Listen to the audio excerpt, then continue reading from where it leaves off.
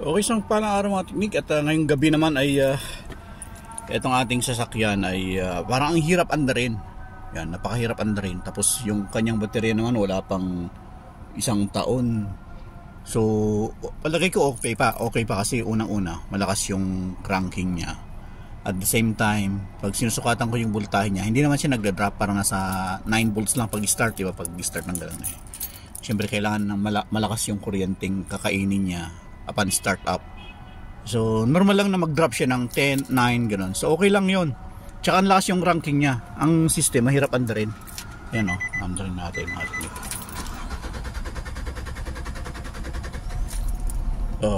Yan, tapos namamatay. So yung pangalawang pagkakataon o pangatlo pagkakataon, dun siya andar. Yan, namamatay siya. Ayan. So dun sa pangalawang pagkakataon, umukay na siya.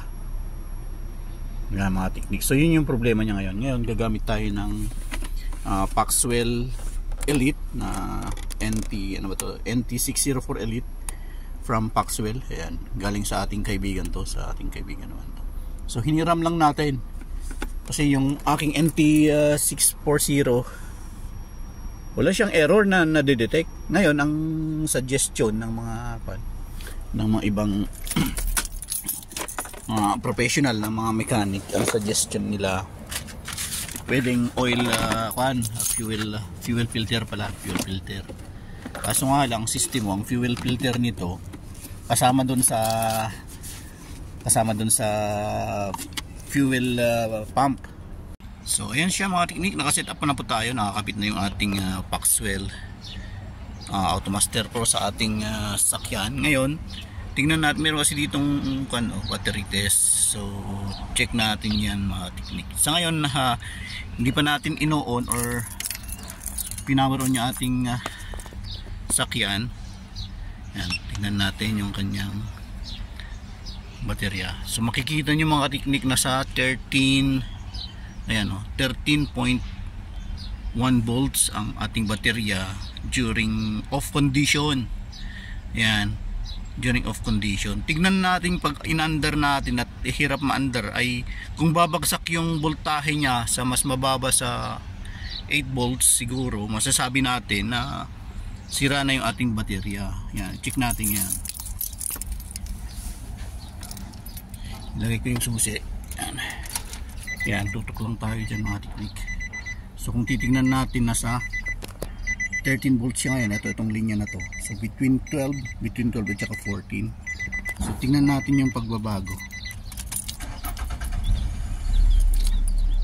Ayun, bumagsak siya ng 12 volts lang naman. So hindi siya bumaba sa 10 volts. So ibig sabihin okay pa yung ating baterya. So thanks God sa bagay na yan. Thanks God sa bagay na yan. So okay, ang next natin gagawin ay mag-scan tayo. Bago ko pala makakalimutan mga teknik yan, pag naka-under na yung ating sasakyan, dahil nag-power on na yung or under na yung ating dynamo, o di kaya anong pangalan tawag nila doon, tataas yung ating voltahe. Yan, magiging 14.2 na. Kasi ang nagpapa-under na yan yung ating dynamo, o di kaya nakalimutan mo yung pangalan na.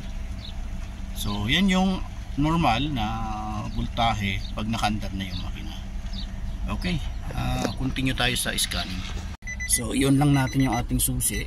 Yan. Yun natin sa on. Yan, ilagay lang natin sa on. Yan, yan ang magiging display nya.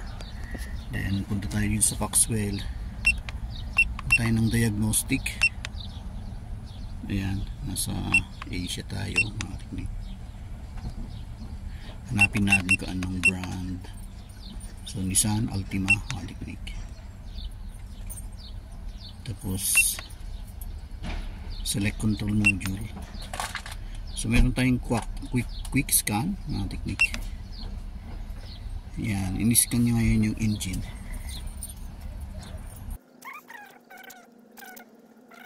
So kung makikita mga teknik, no fault yung ating engine, thanks God sa bagay na yan. So nag-proceed siya sa ABS. Yan, hintayin lang natin.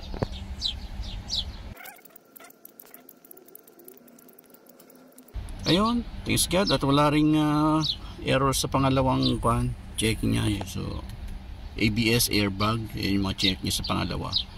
Dito na sa pangatlo, transmission mga teknik.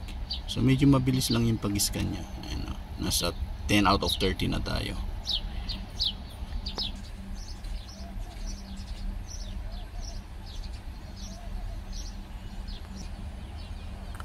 So yun, praise God mga teknik, at no fault naman sa lahat ng mga iba-ibang parte ng ating sasakyan. Yan. So no fault siya. No fault siya. So yan, siguro yung hard start na yun na problema ng ating sasakyan pwedeng ibang, kasi nagtanong din ako sa mga professional. Sabi nila pwedeng crankshaft, pwedeng fuel filter, which is talagang hindi naman ma-scan dito. Pero nung tinignan ko kasi yung fuel filter ng ating sasakyan mga teknik, kasama doon sa fuel pump, so napakahirap tanggalin yun. Akala ko hiwalay, so hindi ko kayang i-DIY yun. Ang sunod siguro natin gawin ay yung sa kanyang yung kanyang crankshaft sensor.